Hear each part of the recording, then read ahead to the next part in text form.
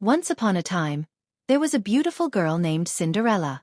She used to live with her stepmother, stepsisters, and her father. Her father used to stay out of the town on business, and her own mother died long ago. The behavior of the stepmother and stepsisters toward Cinderella was very mean and self-centered, and they used to make her do all the household chores, like cleaning the house, cooking, ironing clothes, etc. Stepmother used to boss her and give her orders all the time. "Why are you sitting, Cinderella?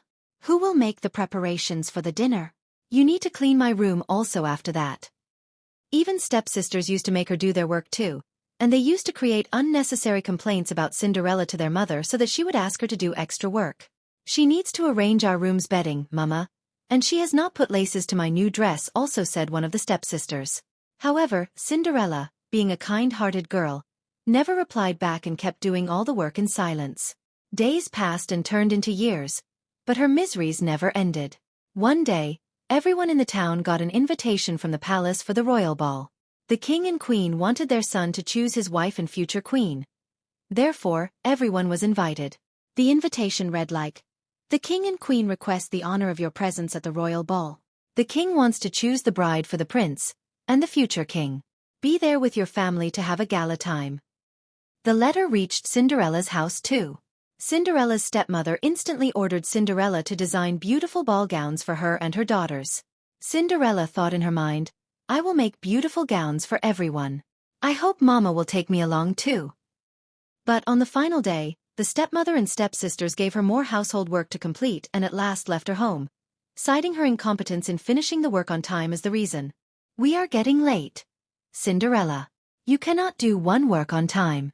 Right now, you cannot come with us as there is so much left to do," said the stepmother. Her stepsisters also secretly tore her dress to add to her agony. Left alone in the house, sad Cinderella cried and said, seeing the sky, "Dreams never come true, never." At the same time, a fairy appeared before her and said, "Don't be afraid, my child, I am your fairy godmother. I know you want to join others at the royal ball, and I can make it happen, my dear." She waved her magic wand and converted Cinderella's torn dress into a beautiful gown.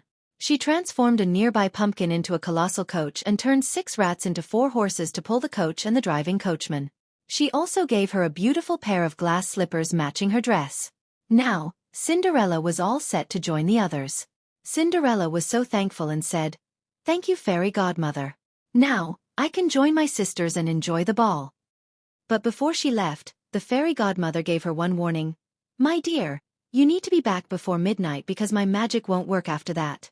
You will be back in your original look." Cinderella nodded yes and left for the ball to join the others. At the party, everyone was stunned to see Cinderella, as she was the most beautiful girl at the ball. The prince fell in love the moment he laid eyes on her. He instantly came and asked her to dance with him. He said, "I have not seen anyone more beautiful than you. Will you care for a dance with me?" It was like a dream come true for Cinderella. She said yes instantly. All the girls, including her stepsisters, were jealous of her. The prince and Cinderella conversed and danced the entire night until she realized the clock was reaching midnight. She rushed back home, leaving the prince in dismay. The prince ran after her but in vain.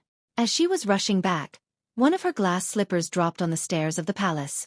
The next day, the prince decided to search the entire kingdom for the girl who would fit the glass slipper as he wanted to marry that girl. "Search every house and find me the girl whose foot will fit inside this slipper, as she would be my bride for life," said the prince.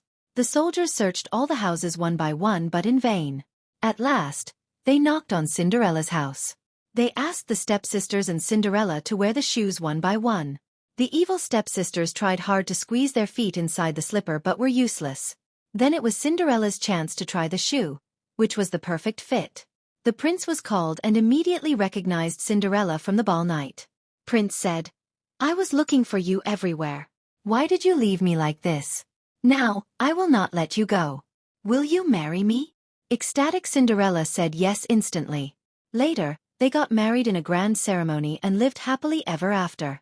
Moral of the story: kindness is always rewarded in the end in one form or the other.